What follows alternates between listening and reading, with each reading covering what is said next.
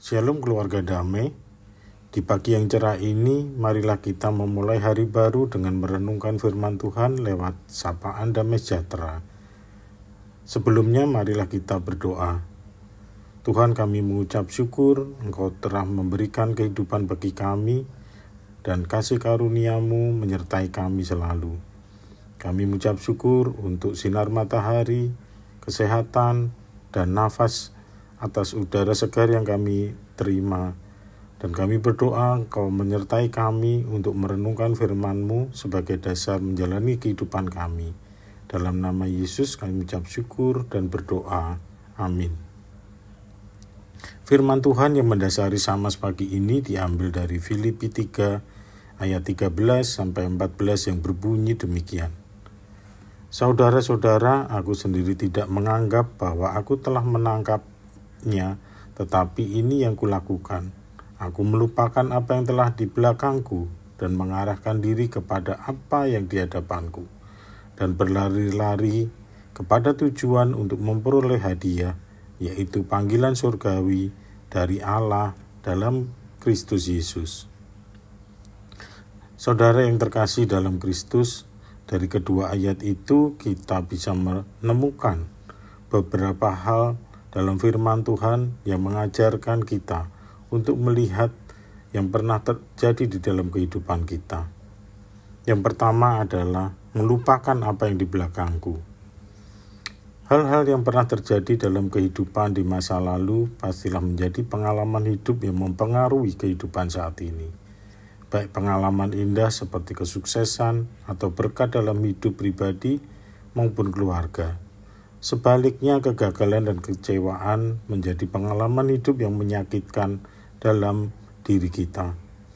Bagi banyak orang, kondisi hidupnya saat ini adalah hasil atau dampak dari apa yang dilakukannya di masa lalu. Sedangkan di ayat 13, Paulus mengajarkan supaya orang jangan hidup di masa lalu. Masa lalu boleh dijadikan pelajaran yang berharga sehingga memberikan kita hikmat. Tapi masa lalu jangan menentukan hidup kita hari ini, apalagi menentukan hidup kita di masa depan. Luka yang pernah kita alami atau apa saja yang membuat hati kita pahit dan kecewa, cenderung sangat mudah mengingat hal-hal yang negatif seperti itu. Daripada hal yang positif, yang baik yang pernah kita alami. Bahkan pengalaman negatif itu memberikan trauma yang dalam, sementara Tuhan menghendaki kita hidup dalam kasih dan kemenangan. Sebaliknya, kesuksesan dan kebanggaan yang pernah kita miliki di masa lampau seringkali membuat kita susah untuk melihat perkara-perkara baru yang sedang Tuhan kerjakan. Hal kedua adalah fokus ke depan dan berlari mengejar panggilannya. Ayat 14 mengajarkan kita untuk mengarahkan diri kepada apa yang di depan. Artinya saat kita menjalani hidup haruslah berfokus kepada tujuan yang ada di hadapan kita, termasuk tujuan dan harapan yang hendak dicapai itulah yang menjadi perhatian kita. Selanjutnya dalam fokus ke depan kita harus berlari dan mengejar, yang artinya kita harus bersungguh-sungguh dan melakukan dengan segera, tidak hanya santai dan menunggu saja. Berlari juga berarti untuk membayar harga dengan mengorbankan segenap hati, pikiran, tenaga, dan segala yang dimiliki agar tujuan akhir tercapai. Dari kedua hal tersebut, Paulus mengajarkan bahwa berjumpa dengan Tuhan telah mengubah hidupnya secara drastis. Apa yang dahulu sangat berharga bagi Paulus, sekarang bagaikan sampah. Sebaliknya, Paulus sekarang telah menemukan tujuan hidupnya yang sempurna, di mana pengenalan akan Kristus adalah segalanya, lebih berharga dari apapun juga. Warga damai yang dikasihi Tuhan, lalu bagaimana dengan kita? Hal-hal apa yang saat ini masih mengikat dalam diri kita, yang membuat kita sulit mengarahkan diri kepada Tuhan? Apakah ada hal yang lebih berharga dari pengenalan kita akan Kristus? Marilah kita melihat dalam diri kita. Seringkali kita terkungkung pada luka dan kepahitan masa lalu karena kegagalan, kekecewaan, atau penolakan. hingga sampai kita tidak mau melupakan dan melepaskannya. Dan ketika kita masih menggenggamnya, maka seluruh hidup kita didasari oleh masa lalu yang kelam itu. Kita harus yakin kekecewaan dan kegagalan masa lalu adalah batu loncatan dan bukan batu sandungan.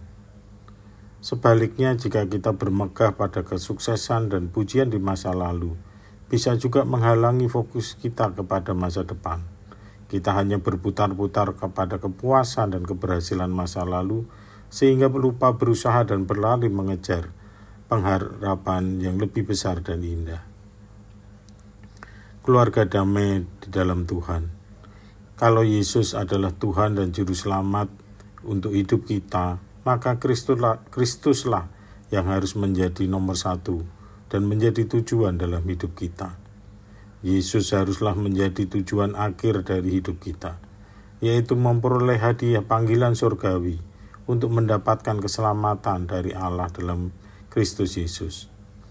Semua hal yang dilakukan dan dikerjakan oleh Paulus dalam hidupnya dan dalam pelayanannya ditujukan hanya untuk panggilan surgawi. Ini menjadi teladan bagi kita, semua orang percaya. Marilah kita berdoa. Tuhan, Engkaulah tujuan hidup kami melalui keselamatan yang telah Kau berikan kepada kami. Berilah hikmat dan kekuatan agar kami mampu melupakan yang di belakang dan fokus ke depan untuk berlari dan mengejar hadiah surgawi dari-Mu. Pakailah kami untuk melayani-Mu dan mewartakan hal ini kepada semua orang, sehingga semua orang turut percaya kepada-Mu. Dalam nama Yesus kami berdoa. Amin. Saudara-saudara, janganlah berhenti karena kegagalan atau bahkan kesuksesan masa lalu. Taruhlah harapan dan kepercayaan kita kepada Tuhan. Bangkitlah dengan kekuatan baru dari Tuhan. Beranilah dan percayalah. Perjalanan kita bersama Yesus akan dipenuhi sukacita dan kemenangan.